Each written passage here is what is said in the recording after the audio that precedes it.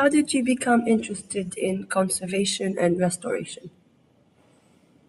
La conservation, restauration d'œuvres d'art, en fait, ça remonte dans l'enfance, parce que à chaque fois que ma mère cassait une assiette ou quelque chose, j'avais le besoin de ramasser tous les petits morceaux et de tout remettre ensemble, de tout recoller. Ensuite, quand je suis arrivée à Beyrouth pour la première fois en 1997, j'ai été professeure à l'Alba d'histoire de l'art, et là, il y avait le père Antoine Lamince qui ouvrait un laboratoire de recherche et de restauration-conservation d'icônes melkites au Liban. C'était le premier. Et j'ai eu le bonheur de pouvoir apprendre avec lui l'éthique de la restauration, le respect de la vie matérielle de l'œuvre. Et ensuite, pendant 6 ans, je me suis formée pour mettre en état de conservation, pour prolonger dans le temps quelque part ces œuvres d'art, sachant qu'il y a tout un côté technique, comme la restauration du support, le refixage, et puis il y a aussi un côté esthétique qui est toujours pris, ce sont des décisions qui sont prises en amont avec des scientifiques, avec des historiens de l'art, mais le restaurateur, c'est finalement lui qui vraiment touche l'œuvre et réintègre, c'est-à-dire quand il y a une lacune, quand il y a un manque, il réintègre la lisibilité de l'œuvre d'art, et ça c'est quelque chose qui m'intéresse beaucoup.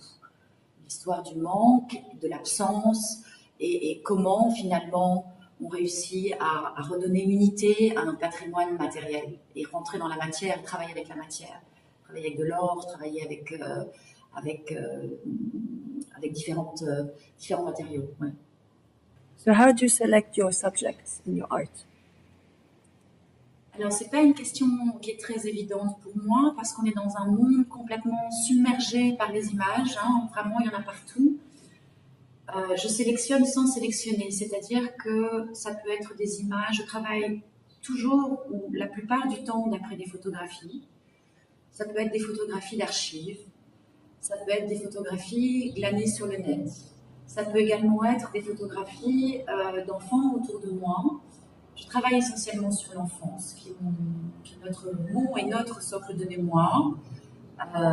Ensuite, il y a tout un process comme des strates quelque part, et qui s'ancrent dans le temps, et les photographies sont généralement pas de très bonne qualité.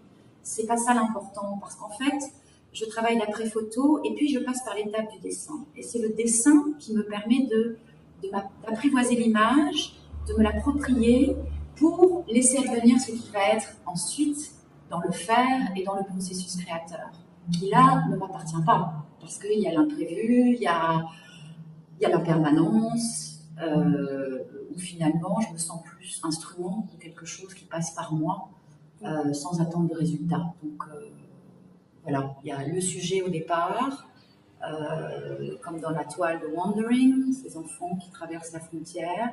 Et puis au final, j'ai rajouté des feuilles d'argent et des papiers sur la peinture. C'était pas prévu.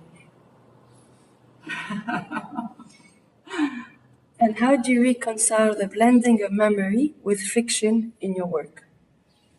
Alors la mémoire, un des synonymes de la mémoire, ça peut être la réminiscence, le souvenir. Pour moi, elle est toujours teintée de fiction, quelque part, de subjectivité, de fantasme. Là encore, je crois que la réconciliation se fait à mes dépens, quelque part. Ce n'est pas un choix, ce n'est pas une décision, c'est dans la matière que les choses se mettent en place et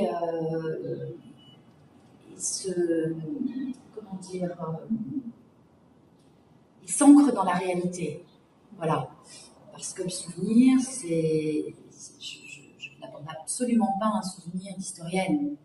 J'aborde un souvenir des images qui me touchent et qui me traversent. En tant qu'artiste, je crois qu'on est comme des éponges très très perméables et très sensibles à tout ce qui peut se passer autour.